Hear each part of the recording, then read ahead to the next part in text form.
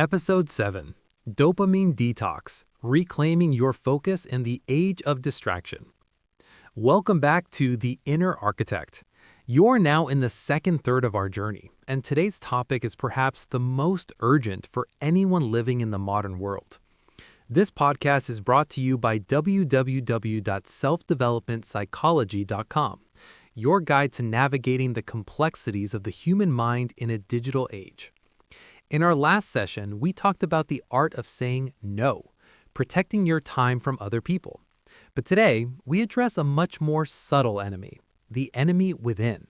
We are talking about your brain's reward system and the constant invisible pull of the screen in your pocket. We live in a world that is dopamine rich, but meaning poor.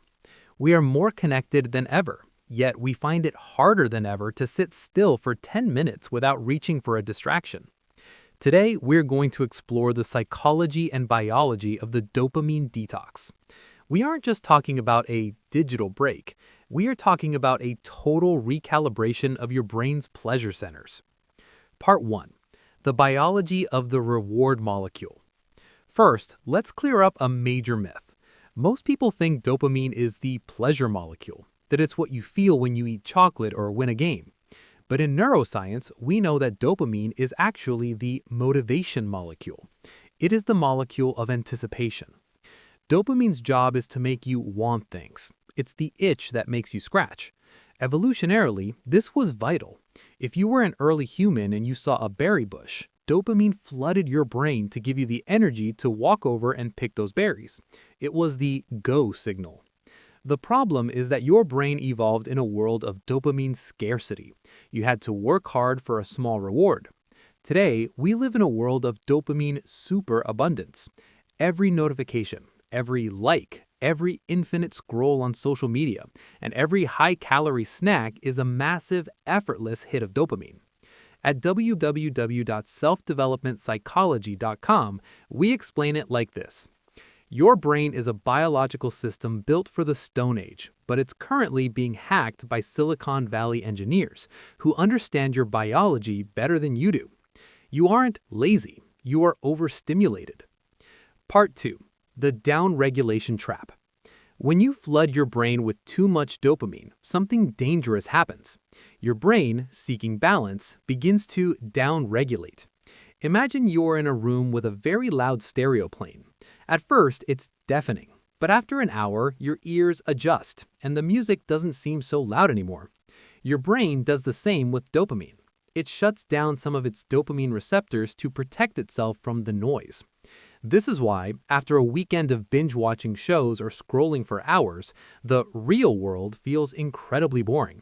Reading a book feels like a chore. Working on your business feels impossible. Your baseline dopamine has been set so high that normal, meaningful life no longer provides enough of a hit to keep you motivated.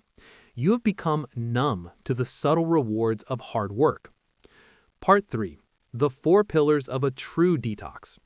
To reach 45 minutes of depth, we must realize that a detox is not just about turning off your phone. It is about resensitizing your brain. At www.selfdevelopmentpsychology.com, we suggest a structured approach. The digital fast. This is the most obvious step. You must create no phone zones. Research shows that even having a phone on the table, even if it's turned off, lowers your cognitive capacity. Your brain is using energy just not to look at it. The boredom practice. This is the hardest part. You must learn to be bored again. Boredom is the space where creativity is born. When you feel the urge to reach for your phone while waiting in line or sitting in a car, don't. Just feel the itch. Notice the craving. That is your receptors slowly opening back up. Low dopamine activities. Replace passive consumption with active creation. Gardening, drawing, walking in nature, or cooking a meal from scratch. These provide slow-release dopamine. They teach your brain that reward comes after effort. Biological support. Magnesium and vitamin D are crucial here, but more importantly, sunlight. Getting natural sunlight in your eyes within 30 minutes of waking sets your circadian rhythm, which regulates your dopamine production for the entire day. Part 4. The psychology of infinite scroll. Let's look at the architecture of addiction. Apps are designed using intermittent reinforcement. This is the same psychology used in slot machines. You don't know when you'll see something interesting, but you know you might see it eventually. This maybe is what keeps you scrolling. As an inner architect, you must recognize that your attention is your most valuable currency. Every time you scroll, you are spending your life force to make someone else rich. Reflection pause. Ask yourself, if you regained just 2 hours of focus every day, the time currently lost to mindless checking, what could you build in a year? You could learn a language, you could write a book, you could transform your physical health. The cost of your distraction is not just time, it is the person you were meant to become. Part 5. Implementing the dopamine reset. How do you start? We recommend a 24-hour total reset once a month and the digital sunset every night. The 24-hour reset.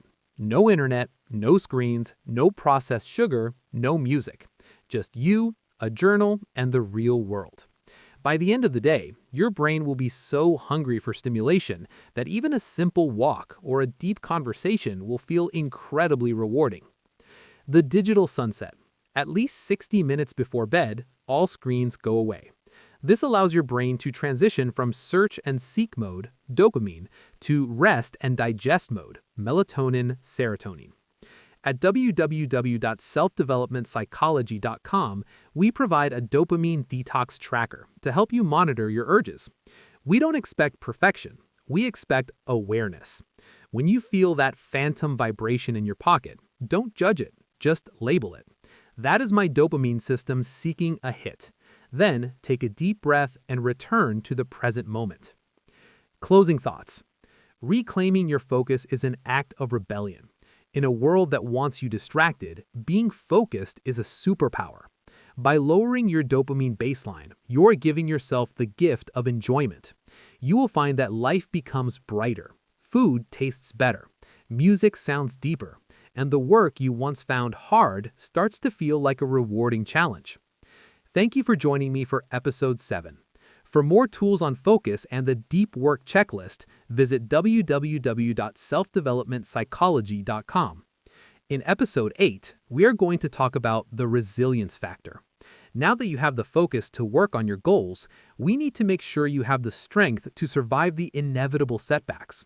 We'll discuss how to build a mind that doesn't just survive stress, but grows from it because of it. This has been a production for www.selfdevelopmentpsychology.com. Until next time, put the phone down, look at the world, and reclaim your mind.